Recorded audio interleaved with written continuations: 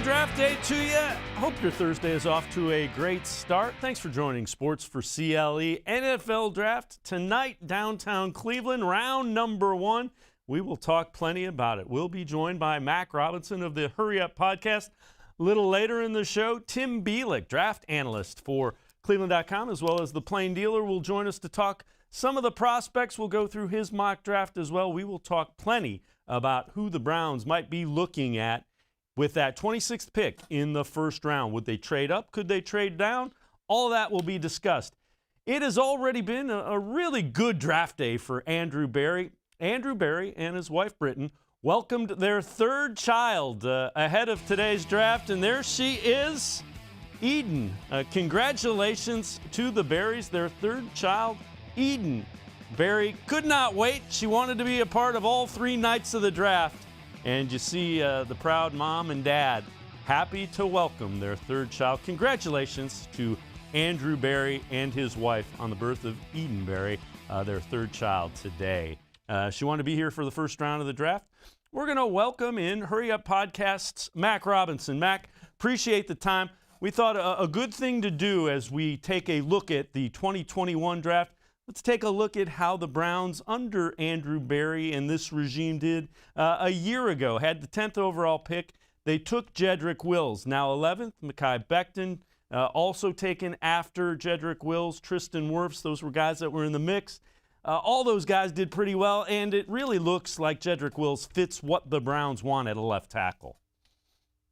Yeah, and Jedrick Wills was one of those top targets for them last season. It really came down to him and Tristan Wirfs on draft day. They ended up going with Wills. And the big question with Wills was, how is he going to translate over from right tackle, where he played all of his snaps at Alabama, over to left tackle, where he hadn't had any previous snaps?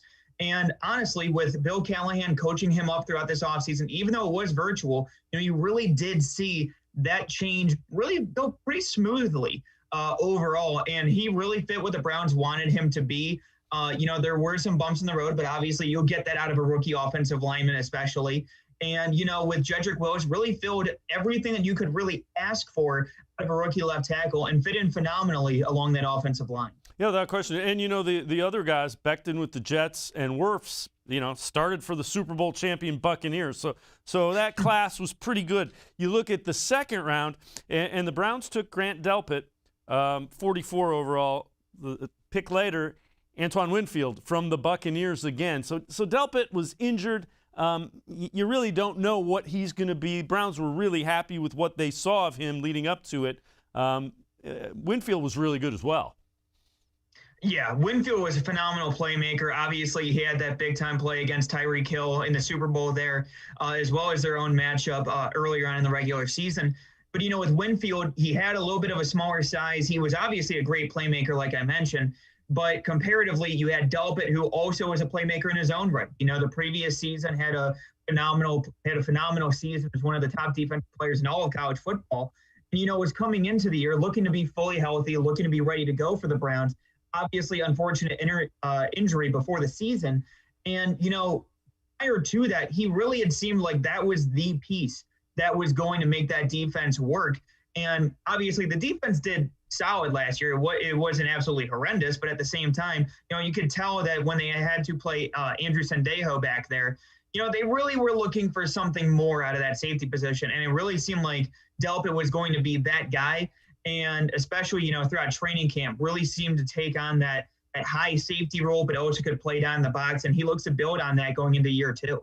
Yeah, and the Browns definitely addressed that need in free agency as well. All right, so did pretty well a year ago, did the Browns front office this first year of the regime. When you look at it, all things considered, you got the left tackle that you were hoping for, and Delpit's still an intriguing guy, that second-round pick. Let's look and shift our focus to tonight. So 26 tonight. Dream scenario for you, Mac Robinson, if I say, what do you hope within the realm of possibility happens that presents itself to the Browns at 26? I mean, my dream scenario would have to be, and I would say this, so Patrick Surtain and J.C. Horn, those are going to be those first 2 corners off the board. But if I'm the Browns, my dream scenario is that Greg Newsom, cornerback out of Northwestern, that he's going to end up being that guy who falls to 26. If he's there, phenomenal. I'm running up to the board. I don't even care if I'm Andrew Berry. I'm running from Berea, and I'm taking that card up myself. I think that Greg Newsom fits perfectly what they need. Obviously, he dealt with some injury concerns in college, but at the same time, everybody in this class has those question marks. So for Newsom, I look at what he's able to do on the outside as a boundary corner. He has a little bit better size than you'd like at the position comparatively to Denzel Ward. So I think that they kind of balance each other out very well. So I think that Greg Newsom would be my absolute dream scenario over there at 26.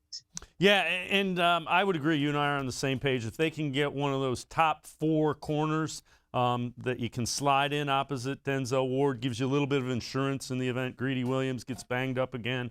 And if the guy comes out and plays lights out, he could be your starter opposite Denzel Ward. Now, let's flip things. Nightmare scenario. And we use it quotes, nightmare scenario. What is the absolute thing that you go, ugh, boy, that didn't fall the way the Browns would like it to?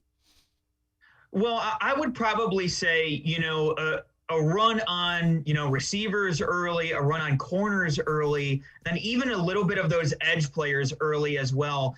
Obviously those are the main positions that the Browns are looking at. I could see Greg Newsom going higher, and, especially too, I know that they've been linked with Caleb Farley here over the past couple of days, but for a player who sat out in 2020, he also ended up having to get another back surgery, and it looks like he's going to have to get yet another one here coming down soon. So with Caleb Farley, you never hear about a guy's back getting better with age. So, I look at Caleb Farley, and I have a little bit of trepidation when it comes to him. So if I'm the Browns, maybe missing out on a few of those edge guys, a few of those corners, and then even a run on receiver early, I could see as being a quote-unquote nightmare scenario. But even then, at that point, I think that there's still enough depth at those positions where I think that they can still add a player that can contribute pretty early on for this team. Do you think if one of those elite corners isn't there, and again, the edge rushers, it's going to depend on which guy you think has the highest upside and the least risk. If their top edge guy, the top corners aren't there, do you see a scenario where the Browns trade back?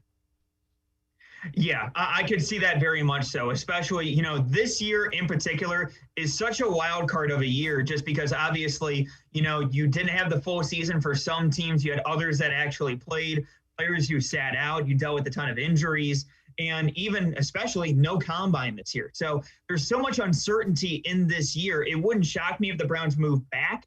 But also at that point, if they do move back from 26, it also wouldn't shock me if they move up maybe from round 3 or even higher into round 2 from 59, just to go ahead and make sure that they're absolutely capitalizing on the value that they could get at some of those spots.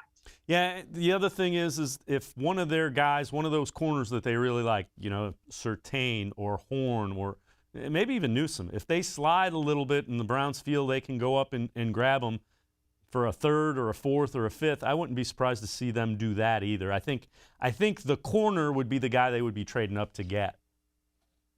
Yeah, and I would agree with that. And I would say this from what I've been told, they've at least, broached that discussion, at least talking about the possibility of trading up, moving up from 26, have had some, fruitful talks about possibly moving up, depending on if certain prospects are there and available, possibly sliding. I think that it could make a lot of sense for them to go ahead, jump up, be aggressive if need be. You have pick 89 and 91 in round 3 that you can use, as well as 2 more fourth rounders. It would not shock me if they go ahead and utilize some of those later picks to go ahead and move up, whether that be at 26 or at 59. Yeah, without question. And Andrew Berry has shown that he is definitely going to be aggressive to get the players he wants.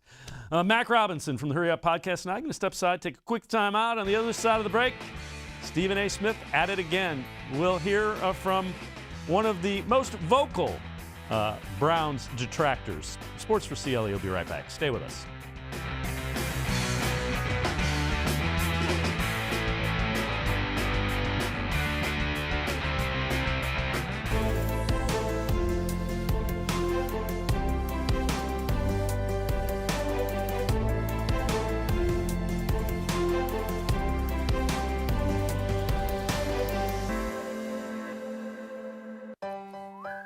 Life is starting to get back on track, and you can too. If you or your family have experienced financial hardship as a result of COVID-19, Tri-C can help with full tuition assistance. Safely get the in-demand degree or training you need with online and on-campus classes. Go to tric-edu to check out our programs and resources. So, what are you waiting for? Register now for summer classes. Tri-C is where futures begin. When it comes to selling you a mattress, most retailers are handing you a long line of extra steps that drive up costs and create confusion.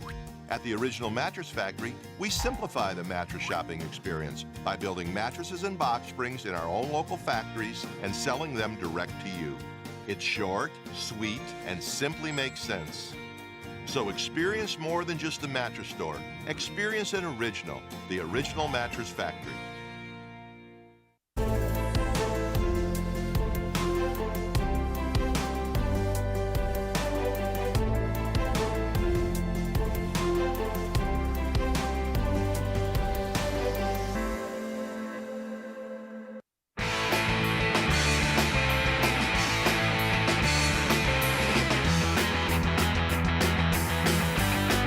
Sports4CLE continues. We continue to talk a little bit about the Browns, getting ready for the draft. And I have to admit, every time Stephen A. Smith says something, he gets me. I don't want to look. It's like that car accident. I don't want to look. And then I have to look. Take a listen to what Stephen A. Smith says about the Browns and Odell Beckham Jr. Odell Beckham Jr. is looking to get paid. Odell Beckham Jr. is looking to reestablish himself as one of the premier receivers in the game of football. And last time we saw him, he was targeted 43 times, but only connected with by Baker Mayfield on 23 of those occasions. That's 53.5%. That's not much. And so when you look at it from that perspective, obviously there were some issues that existed not between him and Baker Mayfield as individuals, as people, but as performers. You know, and I think that one made the argument, I don't know whether it was you or somebody else, Max, but they made the argument that Odell Beckham Jr. got himself in trouble because he was willing to, look for and target, Odell Beckham Jr. Baker Mayfield was looking to target him extensively, and that was at the, just the sacrifice of the Jarvis Landrys of the world and others. So we know they have an elite running game, but more importantly, with Kevin Stefanski there, and now them having been a playoff team, I get your thinking, okay, it should be better. But if I'm Odell Beckham Jr., I'm coming off injury. I want to reestablish myself. I want to get paid, which means I'm going to be looking for the ball. And these are wide receivers that we're talking about here. I think a potential problem exists, and I think the Cleveland Browns would be better off moving Odell Beckham Jr. to another franchise, a franchise that is going to target him heavily, feed him the football so he can be satisfied. Agreed. I don't know if that's going to happen in Cleveland.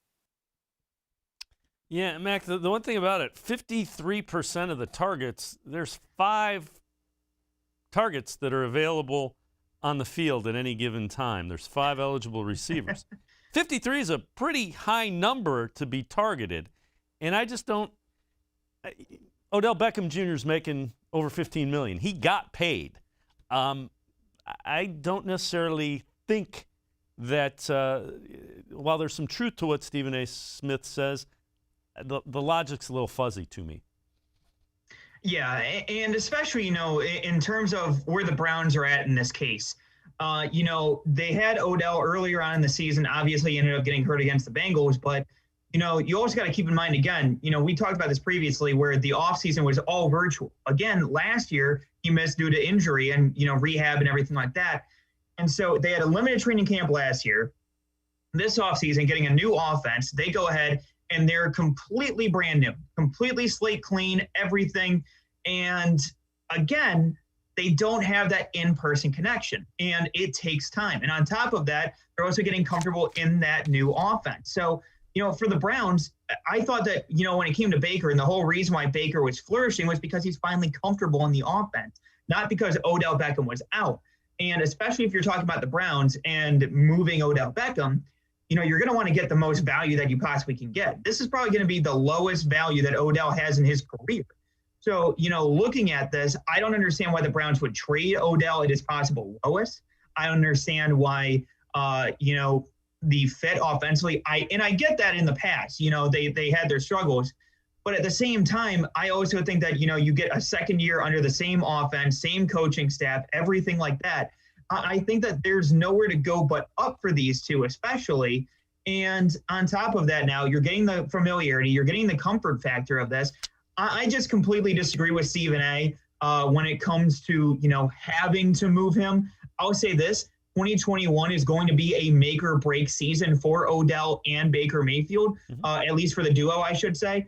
Baker, I'm convinced that he's the franchise quarterback for this team. But, regarding the future of Odell Beckham, obviously his salary is quite high. And between him and Jarvis Landry, something's got to give when it comes to that salary down the road.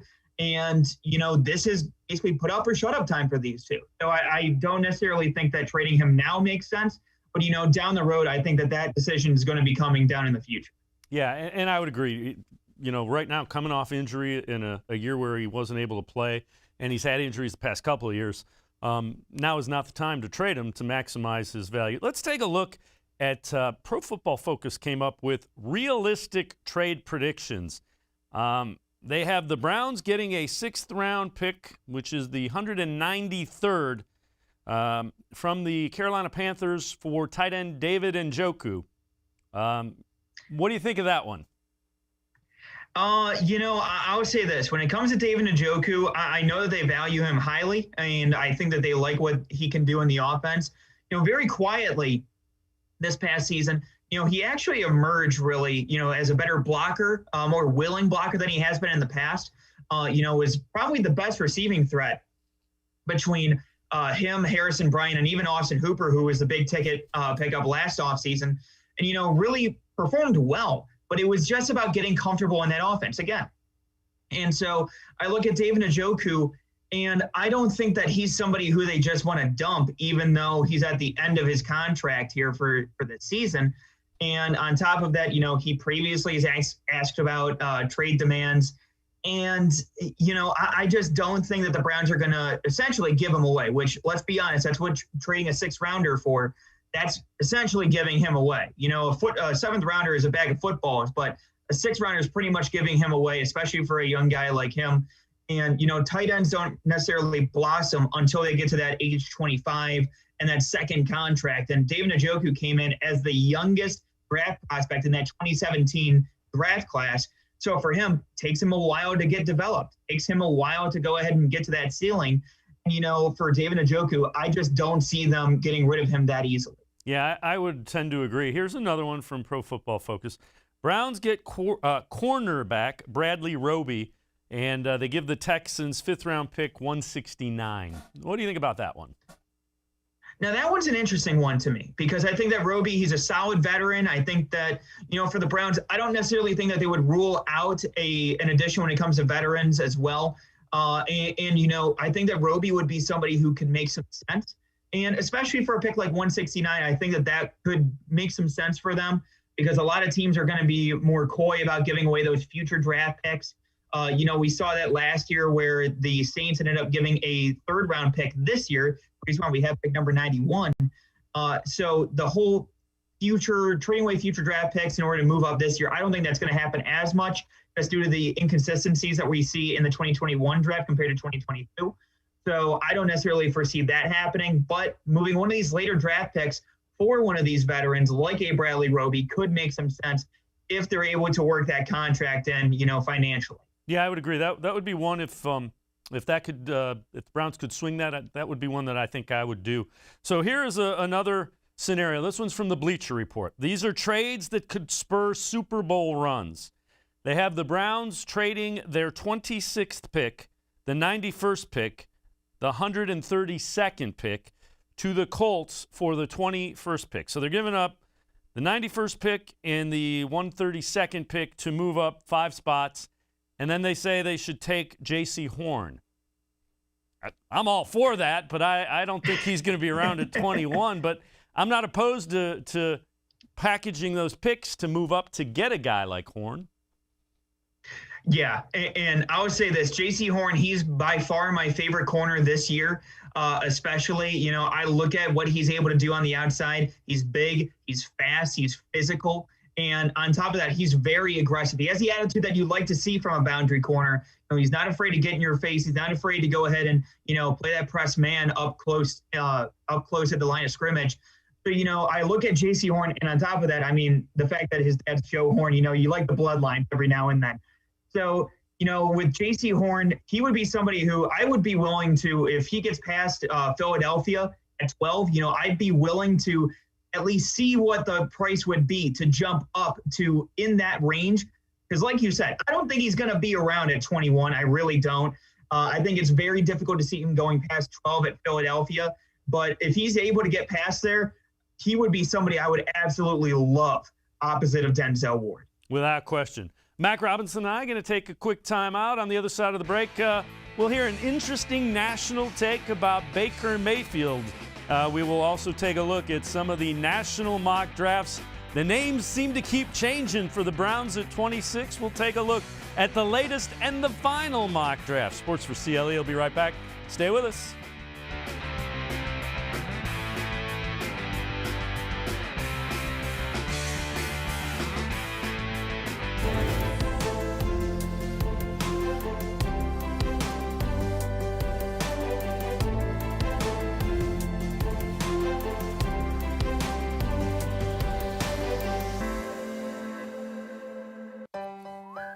Life is starting to get back on track, and you can too.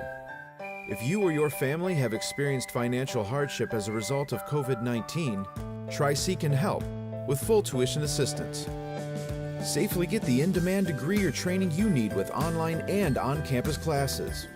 Go to tric-edu to check out our programs and resources. So, what are you waiting for? Register now for summer classes. Tri-C is where futures begin. When it comes to selling you a mattress, most retailers are handing you a line. A long line of extra steps that drive up costs and create confusion.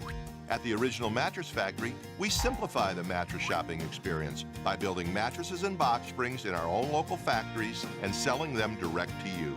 It's short, sweet, and simply makes sense. So experience more than just the mattress store. Experience an original, the Original Mattress Factory.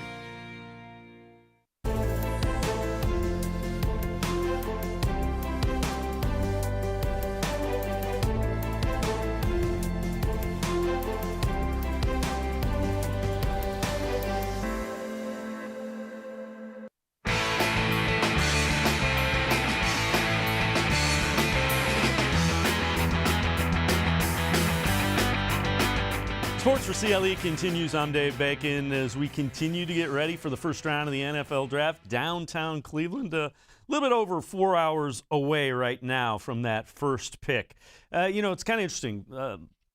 Browns picked up the fifth-year option on Baker Mayfield, and there have been a number of interesting national takes on exactly, will the Browns pick up the fifth-year option? Will they extend? Is it time now to do a long-term deal? This was a really interesting one from Emmanuel Acho from Speak for Yourself. Take a listen to what he thinks about Baker Mayfield in a long-term deal. Baker was never worried about bread, Sal. So now, do you really think that Baker Mayfield is worried about bread? No, Baker Mayfield understands this. Hard work, success will follow. He was a walk-on, worked hard, goes to Oklahoma, becomes a scholarship player, works hard, success will follow, Heisman winner. Works hard, success will follow, #1 overall pick. All of a sudden, you look up, you got bread.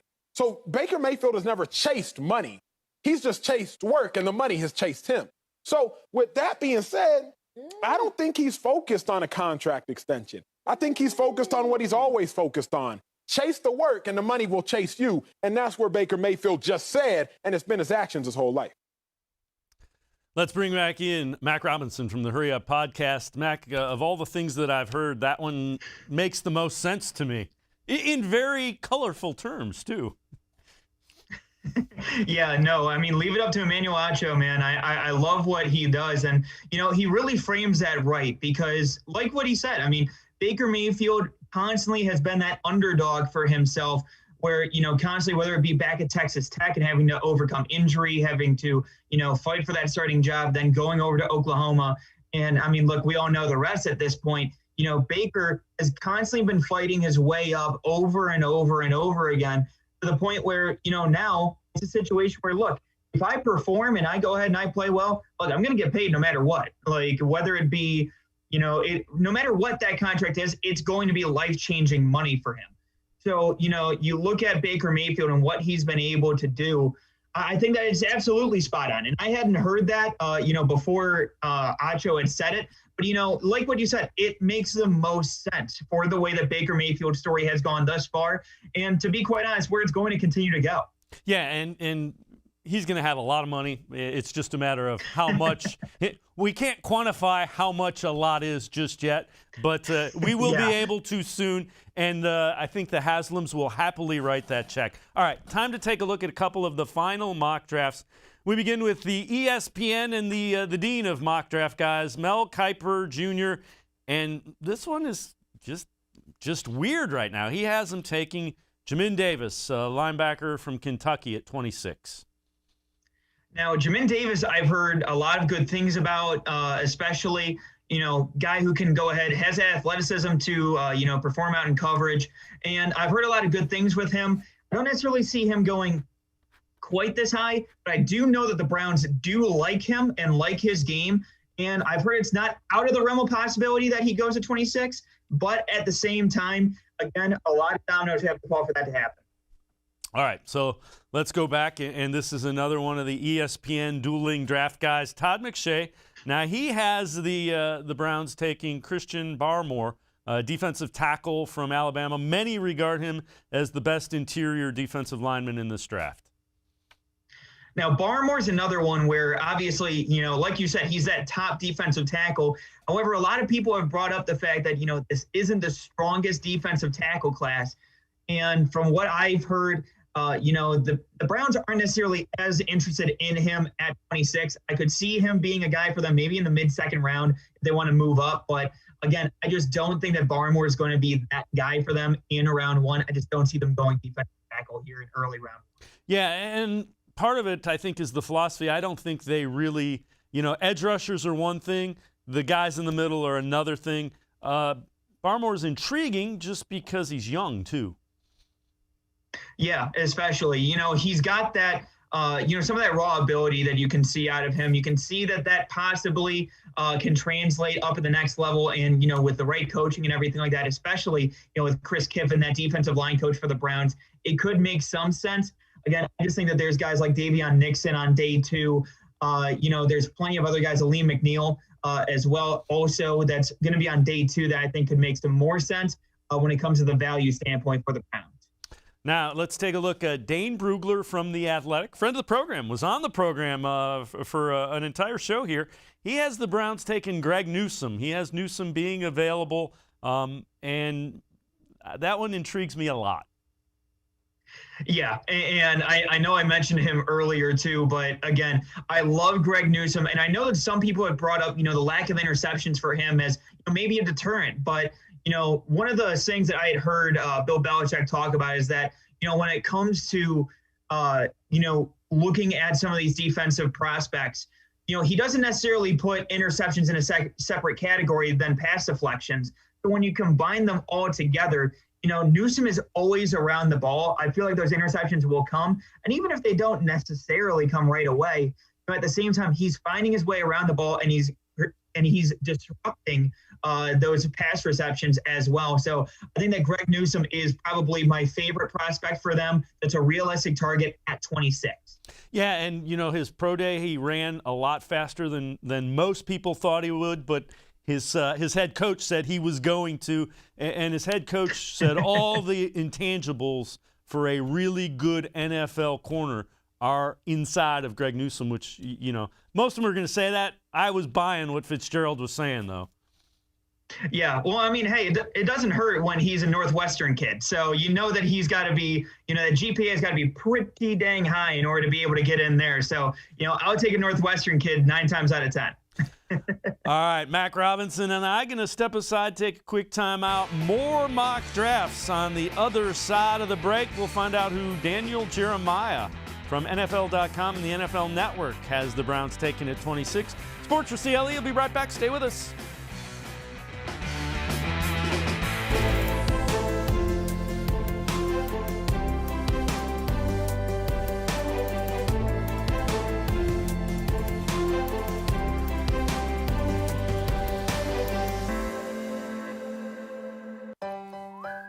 Life is starting to get back on track, and you can too.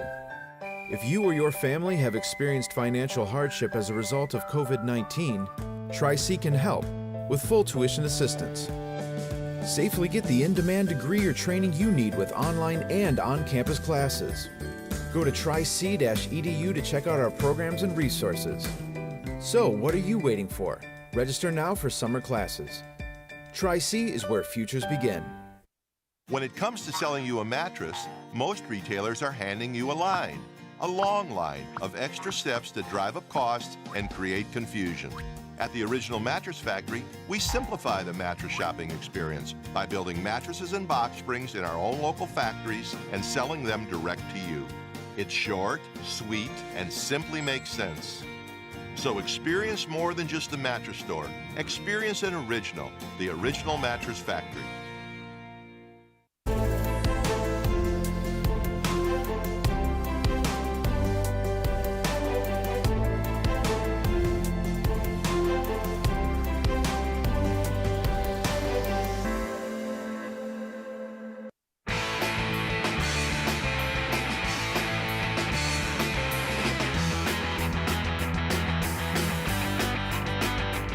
Sports4CLE continues. I'm Dave Bacon. We continue to talk NFL draft.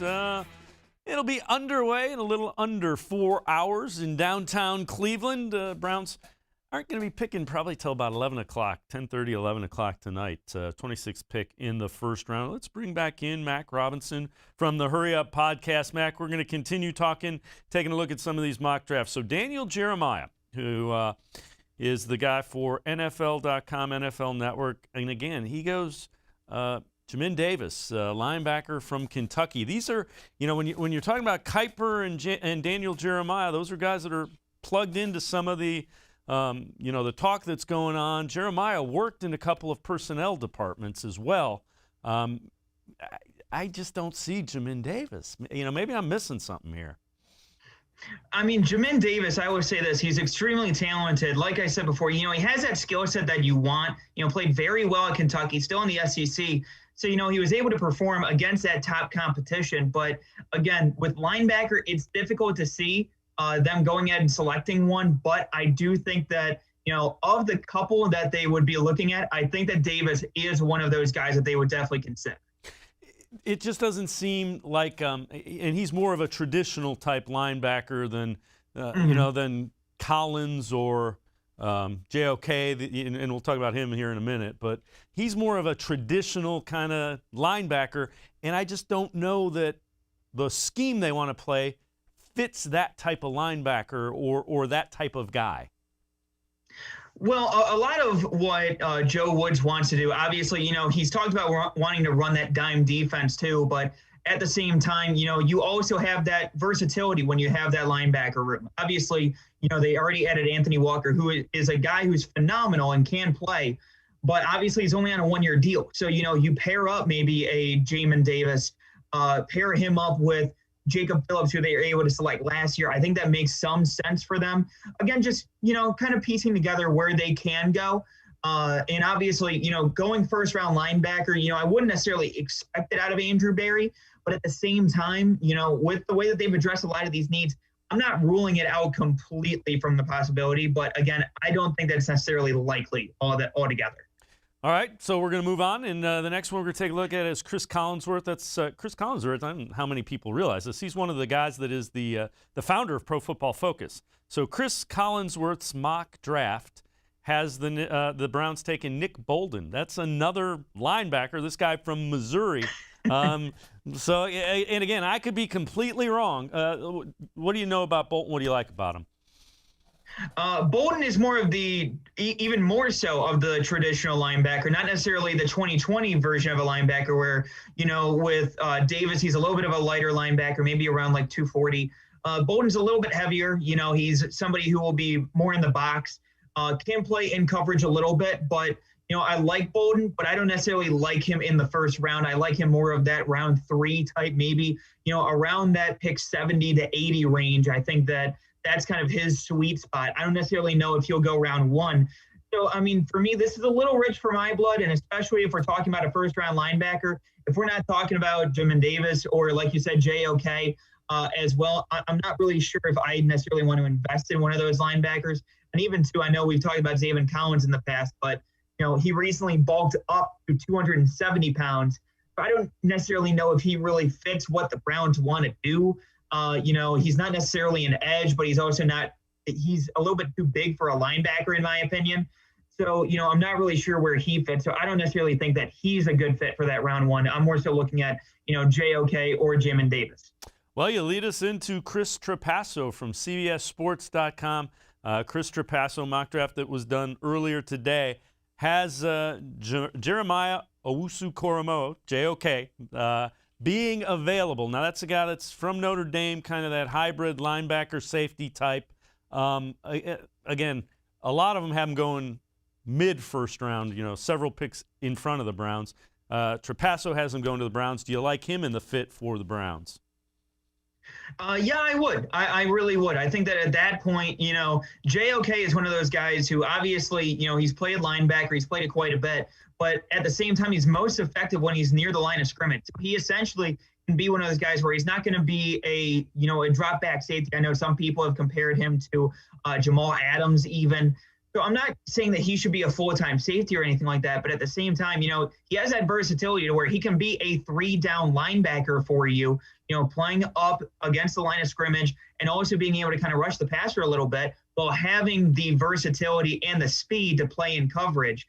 And not necessarily the size that we saw from Isaiah Simmons last year, but, I think that he's better sideline to sideline. So I think that he is a better fit as a traditional linebacker, and I think that you pair him up with Jacob Phillips. I think you can run a little bit more of those 2 linebacker sets and be able to get away with that in today's current NFL. All right, Bleacher Report scouting department, the last one we'll look at. Their mock draft has the Browns taking Carlos Basham in the first round at 26, an edge rusher. What do you make of this one? Carlos Basham is somebody who's interesting to me. I don't necessarily think of him at 26. I look at him more at 59.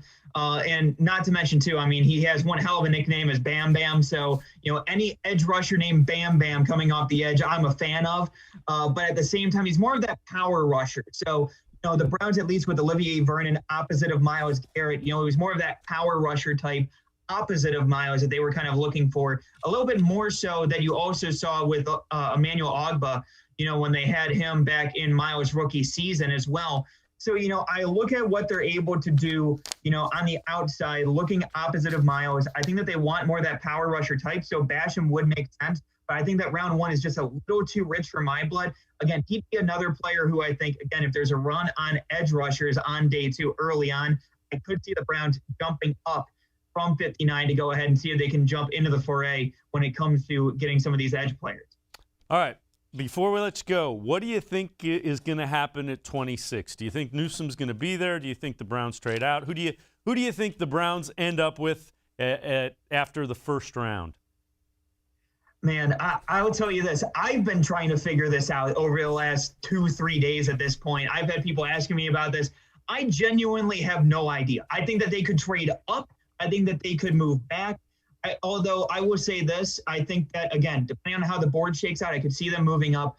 And I would say this, I think that they're able to come away with a cornerback, at least in the first 2 rounds. I'll go ahead and say that Greg Newsom is going to end up being the guy that they end up adding tonight. I think that he'll be in range, and I think that they're going to be able to come away with him. I think he's going to be off the board, and this is, again, just a gut feeling. I think he's going to be off the board, and I think they're going to surprise some people, and I wouldn't be surprised if Elijah Moore, wide receiver from Ole Miss, is sitting there. I think that's who they end up taking if Newsom is off the board. If Newsom's on the board, I think they take him. But I think they're going to end up with a wide receiver, and it's, again, just a gut feeling, and I could be completely wrong. As always, Mac Robinson, great stuff. Appreciate the time and the insight. Mac Robinson from the Hurry Up Podcast. We're going to step aside, take a quick time out. On the other side of the break, we are going to be joined by Tim Bielik, draft expert for cleveland.com, as well as in the pages of the Plain Dealer. Tim has a 2-round mock draft we will take a look at for the Browns. Sports4CLE will be right back. Stay with us.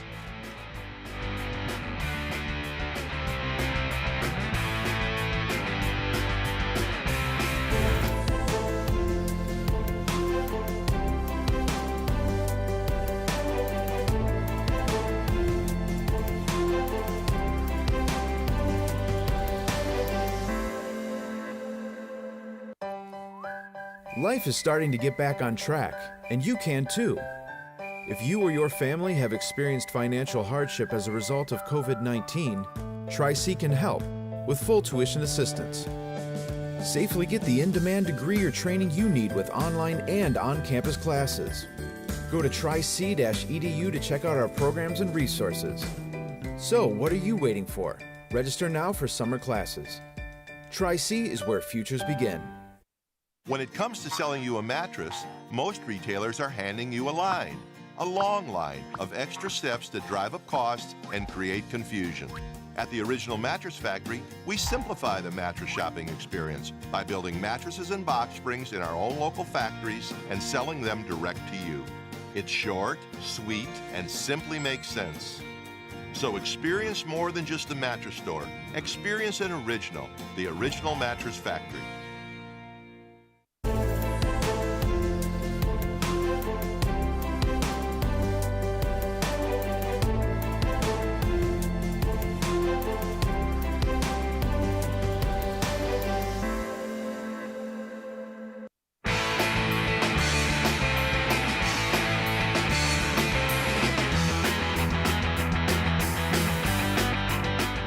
Sports4CLE continues. I'm Dave Bacon. NFL Draft Round 1 downtown on the lakefront will be happening. It begins at 8 o'clock. Browns probably picking between 10:30, 11, something along those lines. 26th pick in the first round.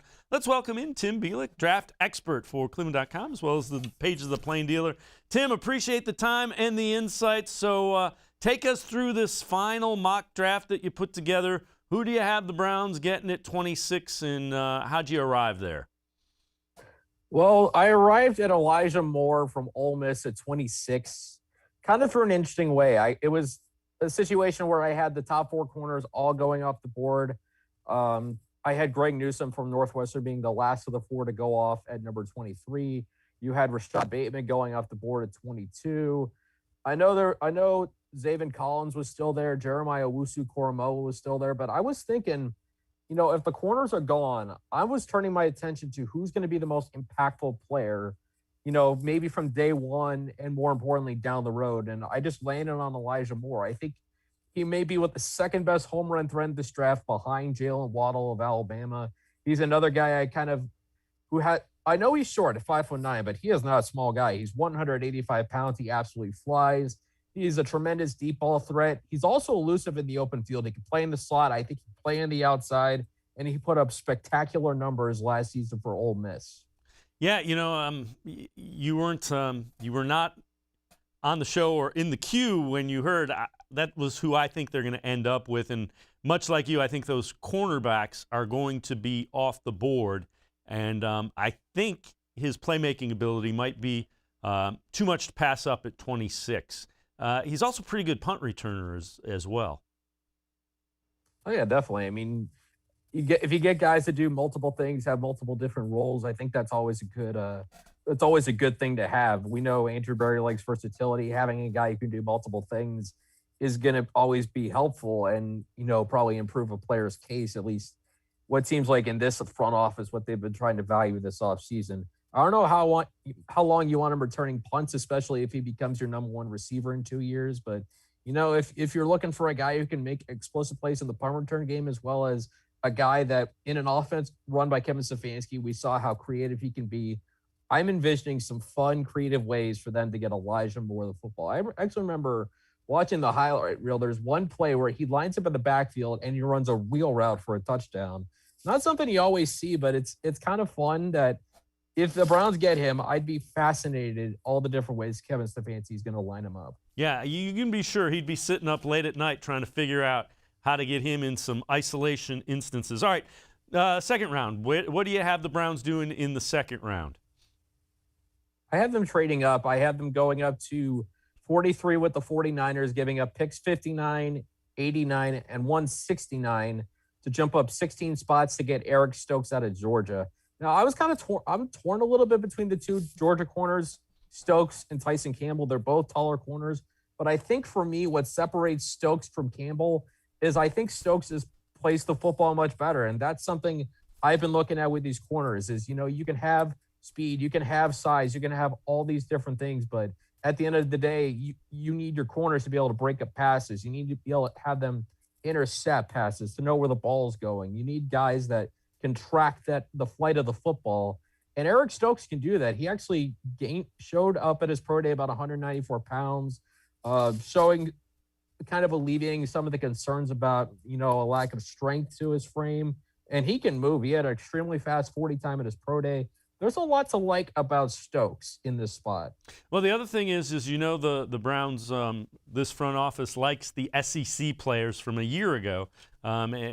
Stokes, Georgia, SEC, so the caliber of competition he has gone up against, the Waddles and the Chases, well, not this year, but the LSU receivers and the Alabama receivers. So he has gone up against elite-level competition as well. Yeah, I mean, it's the old saying, iron sharpens iron. And I think there is a little bit of coincidence to the fact that last year Andrew Berry went exclusively SEC days 1 and 2. There's certainly a chance he could do that again. Plenty of SEC options. I mentioned Elijah Moore in the first round. Terrace Marshall from LSU, another SEC receiver. They go defensive end with a guy like Azeez Ojulari out of Georgia. There's plenty of different SEC options if he wants to continue that, but I do think last year was a coincidence. If they go SEC this year, it may start to look like a trend, but we'll see. Well, when you have Alabama, Georgia, and all those teams, it's you go to where the football players are, and right now they're in the SEC. All right, let's take a look at 26. Dream scenario for the Browns. If Andrew Berry was going to get what he wanted, what do you think is looking at him at 26? What do you think he does at 26? I think his dream scenario is if one of the corners is there.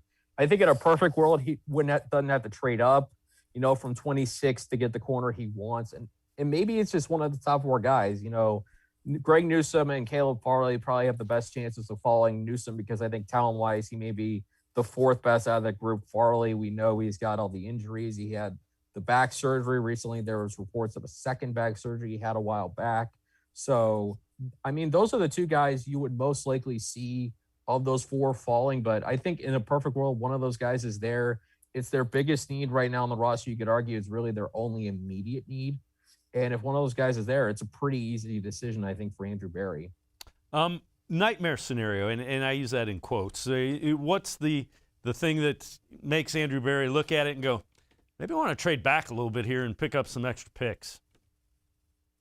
I think it would be if not only the top 4 corners go, but if a 5th corner goes, say Asante Samuel Jr. for Florida State, is a stunning late first-round pick, maybe to the Jets at 23 who need some corner help or something like that. I think it's going to be more dependent on the corners. If they all go and say, like Rashad Bateman and Elijah Moore are still there, say Jalen Phillips is still there. You have all these options out there. If Jeremiah Owusu-Koramoah is still there, if there's about 9 guys they want, then maybe they would trade back. But, I mean, to see the corners fly out the board early, considering, like I said, it's their biggest need, would probably be the closest thing to a nightmare scenario for them. Tim Bielik and I are going to step aside, take a quick timeout. On the other side of the break, some day 2 guys to listen out for the Browns, as well as some sleepers later in the draft. And then Tim and I will do one more mock draft simulation. We're going to get up and see who we can take in the draft in the teens. Sports4CLE will be right back. Stay with us.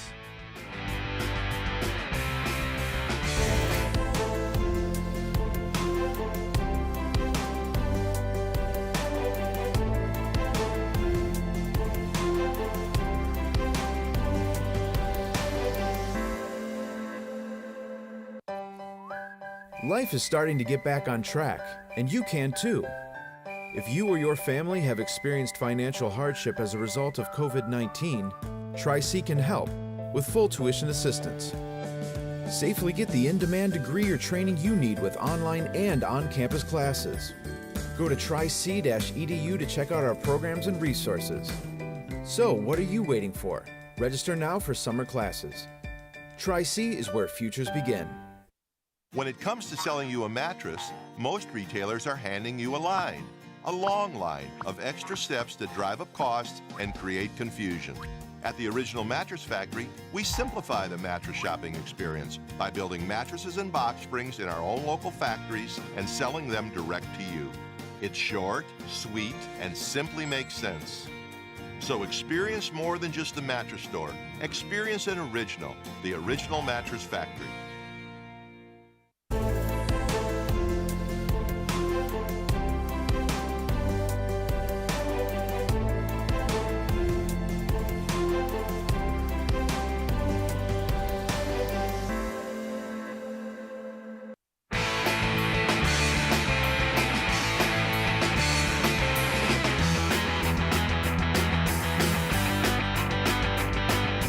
Sports4CLE continues as the first round of that NFL draft getting closer and closer. Gets underway downtown tonight at 8 o'clock. The first pick, Browns will probably pick between 10:30 and 11, maybe a little after 11. Let's bring back in Tim Bielik, draft expert here on cleveland.com, as well as in the pages of the Plain Dealer. Tim, draft sleepers, take me through some guys we should listen out for that you like a lot. I've been talking, obviously, plenty of times about Divine Diablo, the safety out of Virginia Tech. He's a guy I absolutely love when I watch his film. I see, maybe I'll see a lot of Cam Chancellor in his game. Similar frame to Cam Chancellor. He played at the same school as Cam Chancellor. He's been moving up in a lot of boards, so he may not be as much of a sleeper now as he was 2 weeks ago, but he's a guy I absolutely love. And when you're talking about a defense in Cleveland that wants to play 5 defensive backs, 6 defensive backs, if you can get a safety that's got a lot of linebacker ability in him, potentially maybe slide him down into that position in certain situations, you've got a really interesting player in Diablo. To the offensive line, I'm going to go with a player who's got a very apt name for playing with the Browns. I'm going to go Ben Cleveland out of Georgia. This is a massive football player, 6'6", 354 pounds, just an incredibly powerful player. And we know Wyatt Teller's contract is coming up. We know the Browns drafted Drew Forbes in 2019. We haven't really seen him yet. He opted out to 2020 season. I think, with depth on the offensive line is something that you can always have more of. I don't think you can ever have enough. We saw it unfold in the playoffs, how much it kind of impacted them against Kansas City. And I see in Cleveland, I see a guy who's incredibly powerful. Maybe he needs to work on footwork. Maybe could shed a little bit of weight if he needs to, but with the offensive lineman, he's a guy I don't think we're going to need to see till 2022. Yeah, the other thing about him, and you mentioned, he's 463 pounds. He ran a 5 flat 40. So that is a bus that is pulling. That's not a guard. That's a bus pulling at that speed. So I'm with you with Ben Cleveland. And then you also like a wide receiver from one of the smaller schools as well. Yeah, Jalen Darden from North Texas. He's a very interesting player. He's electric on the outside. He's not a big receiver, 5'9", and unlike guys like Elijah Moore and Rondale Moore, he doesn't have a lot of weight to him, 170 pounds. So he's going to need to learn how to play at the NFL at a greater weight in the NFL, or learn how to avoid contact, because of that slight frame. I imagine he could get hurt pretty well, but when you get the ball in his hands, he's so dynamic. He's so fun to watch. Kind of that diet version of Elijah Moore, Rondale Moore. You're looking for another speed threat. Maybe he's a day 3 option if the Browns decide to wait a while to get themselves a receiver. All right, let's look at some day 2 options. First one that I know you like is a linebacker from LSU, Jabril Cox. What do you like about him? I love his coverage ability. I mean, that's the big thing with Jabril Cox, that he came over from North Dakota State, transferred to LSU, had a very good 2020 season. He's not going to help you so much in the run game, but that's not his game. His game is coverage ability. And we've seen a lot of times that the Browns linebackers have had problems covering tight ends. That's not going to be an issue if you get Jabril Cox. He is a rare linebacker in terms of coverage ability. If you're talking about trying to create a defense where you want your linebackers to play well in space, this is a guy who can do that. And when you got to play against tight ends like Mark Andrews and Travis Kelce, having a guy who can at least match up physically and has some good cover skills is a smart play. All right, another guy you like, and we've talked about before, De'Ami Brown from North Carolina, wide receiver. Take us through what you like about him. He's a big play machine. You know, I talked about before how he has about 20 yards per catch in each of his last 2 seasons. Last year he did on 55 catches, so it's not like he has limited production but high efficiency. He's got high efficiency with volume. He knows how to get the ball deep. but he also knows how to play underneath. He got some great tools in his toolkit there at receiver. He's a good second-round option should they not go for the position in the first round. He may be rising up, maybe out of reach at 59, but if he's there, he's a very interesting option at receiver. Now, we already talked about Eric Stokes. Another guy I know you like, Milton Williams, tackle from Louisiana Tech. He has been a fast riser throughout the process. He had an amazing pro day, which has really put him on the map. And he's a guy at 6'4", 284 pounds, most likely playing inside, could probably kick outside if he really needs to. Had some good production, 19 tackles for loss in his last 2 seasons at Louisiana Tech. I think if you're drafting him for defensive tackle, you may need him to add some more weight to his frame, probably get him about 10 more pounds, but just that athleticism that he has, what he showed at his pro day. I know, there's always a stigma about workout warriors, but in some cases, that's important. You want guys who can move. You want guys who can be disruptive, and to have defensive tackles who can move like that, who have that kind of rare burst like Milton Williams has, those are guys you want to target because quarterbacks hate nothing more than pressure right up the middle. All right, let's go with a mock draft simulation to wrap this one up. Obviously, our final one as it is draft night. So we have traded up. We now have the 17th pick. We gave up pick number 26 and 110, and we traded with the Las Vegas Raiders because we like the Raiders. So let's start this and see if one of our cornerbacks is available. We're hoping for J.C. Horn. I'm not sure he's going to be available there. And as we go through it, J.C. Horn was taken right in front of us by the Arizona Cardinals. So we've got Barmore, we've got Mooring, we've got Bateman, we've got Jeremiah Owusu-Koramoah, and Greg Newsom. Who do you want at 17? We can also go Elijah Moore or Kwity Paye. Who do you want to take at 17, Tim? We'll let you make the ultimate decision here. I think if you're trading up for corner, just because I think, again, that's a pressing need. You're looking for a day one starter probably if you're drafting in that position. And Greg Newsom's there. I mean, he's a guy who can certainly start day one. He's got a little injury concerns, but he's got the ideal stuff you want in a cornerback. He's got height, he's got speed, he's got ball skills. So I would make him my pick if he was there in that scenario. All right, let's take him and let's see what we do in round 2 then. So we are going to take Greg Moore, cornerback. So we traded up. We made sure that we got Greg Moore. We did not wait for him to drop to us. So now at 59, here is who is available. We've got Little, we've got Molden, Davis is there, Brown, the wide receiver is there. Let's keep going down. Let's see if we have any edge rushers that we like. Weaver, All right, who do you like out of that? Williams is there, but that's way too early for Williams. So again, Peyton Turner, the guy we like on the edge, went right before us to the Kansas City Chiefs at 58. So who do you like here? Do you like Brown? Do you like Cox? Do you like Jamin Davis? Do you like Elijah Molden, the safety from Washington? Who we going with at 59, Tim? I've been on De'Ami Brown for a while. Let's stick with him. I mean, you got to have that big play receiver, just getting more talent in that position group. Another guy who can win some one-on-ones is beneficial. So let's go De'Ami Brown. I would agree. So we'll take De'Ami Brown, and I think, again, if you end up with Brown and Newsom in your first 2 rounds, you're doing pretty well. Let's see who is still on the board, and we'll make our first of the 3rd-round picks. And right there, if Jamin Davis is available, I'm taking him in the 3rd round without question. What about you, Tim?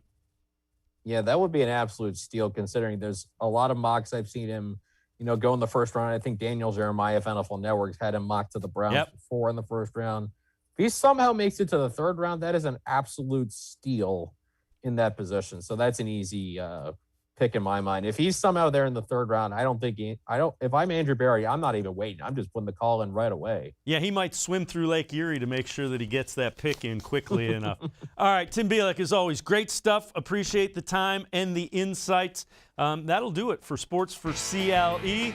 We will see you again tomorrow at 4 o'clock. Scheduled guests Doug Lamerise, columnist from cleveland.com, as well as Jeff Risden from brownswire.com. Sports for CLE will be back. We'll wrap up round 1 and look ahead to round 2 tomorrow. Have a great night. We'll see you tomorrow, everyone.